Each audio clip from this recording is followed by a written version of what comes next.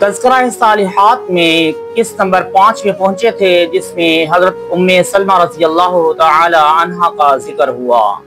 آج قسط نمبر 6 میں حضرت حبیبہ رضی اللہ تعالی عنہ کا ذکر ہوگا۔ یہ سردار مکہ حضرت ابو سفیان رضی اللہ تعالی عنہ کی بیٹی اور حضرت امیر معاویہ رضی اللہ تعالی عنہ کی بہن ہیں۔ ان کی ماں صفیہ بنت عاص ہیں، جو امیر المؤمنین حضرت عثمان غنی رضی اللہ تعالی عنہ کی پھوپھی تھی۔ حضرت حبیبہ رضی اللہ تعالی عنہ کا نکاح پہلے عبید اللہ بن جہش سے ہوا تھا۔ جہش یا حجش لفظ ہے، جو غلطی ہو تو مجھے معافی دیجیے گا۔ اور میاں بیوی دونوں اسلام قبول کر کے حبشہ کی طرف ہجرت کر کے چلے گئے تھے، مگر حبشہ جا کر عبید اللہ بن جہش نصرانی ہو گیا اور عیسائیوں کی صحبت میں شراب پیتے پیتے مر گیا۔ لیکن حبیبہ رضی اللہ تعالی عنہ اپنے ایمان پر قائم رہیں اور بڑی بہادری کے ساتھ مصائب و مشکلات کا مقابلہ کرتی رہیں۔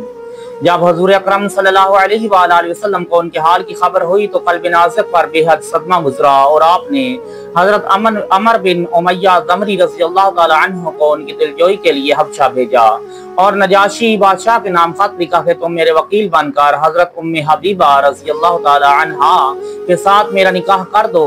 نجاشی نے بادشاہ سے اپنی لونڈی ابرہہ کے ذریعے رسول اللہ صلی اللہ علیہ وآلہ وسلم کا پیغام حضرت حبیبہ رضی اللہ تعالی عنہ کے پاس بھیجا۔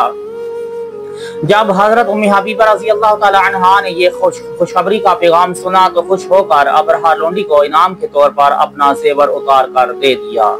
پھر اپنے ماموزاد بھائی حضرت خالد بن سعید رضی اللہ تعالی عنہ کو اپنے نکاح کا وکیل بنا کر نجاشی کے پاس بھیج دیا، اور انہوں نے بہت سے مہاجرین کو جمع کر کے حضرت حبیبہ رضی اللہ تعالی عنہ کا نکاح حضور نبی رحمت صلی اللہ علیہ وآلہ وسلم کے ساتھ کر دیا، اور اپنے پاس سے مہر بھی ادا کر دیا، اور پھر پورے اعزاز کے ساتھ حضرت شرجیل بن حسنہ رضی اللہ تعالی عنہ کے ساتھ مدینہ منورہ حضور نبی رحمت صلی اللہ علیہ وآلہ وسلم کے پاس بھیج دیا، اور یہ حضور صلی اللہ علیہ وآلہ وسلم کی مقدس بیوی اور تمام مسلمانوں کی ماں بن کر حضور صلی اللہ علیہ وآلہ وسلم کے خانہ نبوت میں رہنے لگی۔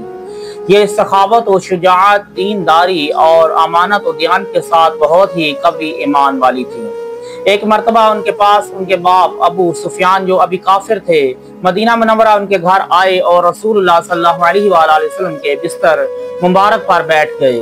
حضرت حبیبہ رضی اللہ تعالی عنہ نے ذرا بھی باپ کی پرواہ نہ کی اور باپ کو بستر سے اٹھا دیا اور کہا کہ میں ہرگز یہ گوارا نہیں کر سکتی کہ ایک ناپاک مشرک رسول اللہ صلی اللہ علیہ وآلہ وسلم کے اس پاک بستر پر بیٹھے۔ اسی طرح ان کے جوش ایمانی اور جذبہ اسلامی کے واقعات عجیب و غریب ہیں، جو تاریخ میں لکھے ہوئے ہیں۔ بہت ہی دیندار اور پاکیزہ عورت تھیں، بہت سی حدیثیں بھی یاد تھیں اور انتہائی عبادت گزار اور وفادار بیوی تھیں۔ 44 ہجری میں مدینہ منورہ کے اندر ان کی وفات ہوئی اور جنت البقیع کے قبرستان اور دوسری ازواج مطہرات کے خطیرہ میں مدفون ہوئیں۔ اللہ اکبر۔ حضرت بی بی حبیبہ رضی اللہ تعالی عنہ کی زندگی کتنی عبرت خیز اور تعجب انگیز ہے۔ سردار مکہ کی شہزادی ہو کر دین کے لیے اپنا وطن چھوڑ کر حبشہ کی دور دراز جگہ میں ہجرت کر کے چلی جاتی ہیں اور پناہ گزینوں کی طرح ایک جھونپڑی میں رہنے لگتی ہیں۔ پھر بالکل ناگہاں یہ مصیبت کا پہاڑ ٹوٹ پڑتا ہے کہ شوہر، جو پردیس کی زمین میں تنہا ایک سہارا تھا، عیسائی ہو کر الگ تھلگ ہو گیا اور کوئی دوسرا سہارا نہ رہ گیا۔ مگر ایسے نازک اور خطرناک وقت میں بھی ذرا بھی ان کا قدم نہیں ڈگمگایا اور پہاڑ کی طرح دین اسلام پر قائم رہیں۔